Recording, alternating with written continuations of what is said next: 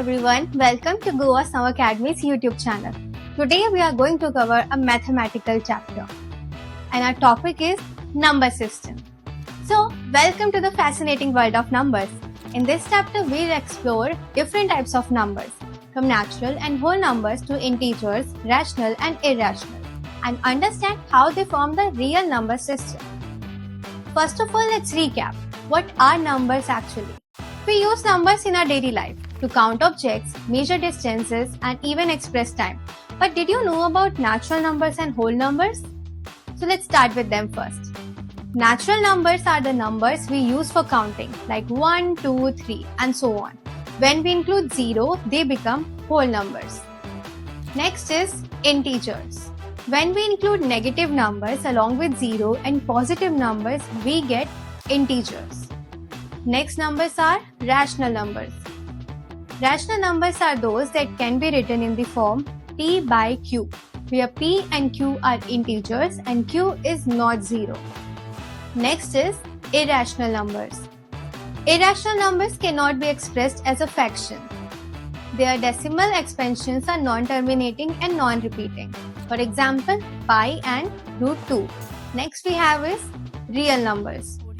When we combine rational and irrational numbers, we get the set of real numbers, which includes all the numbers that can be represented on the number line. Now let's learn about representing real numbers on a number line. So we are going to represent √2 on a number line. So draw a unit square with sides of 1 unit each. The diagonal, by the Pythagoras theorem, measure √2. Mark this distance from 0 to locate √2.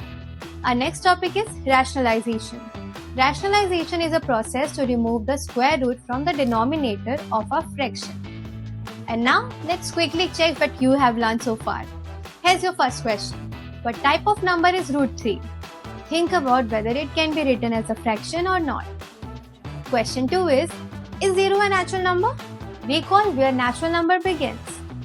And the last one is, can you give one example each of rational numbers and an irrational number? Take a moment to think, then we'll review the answers together.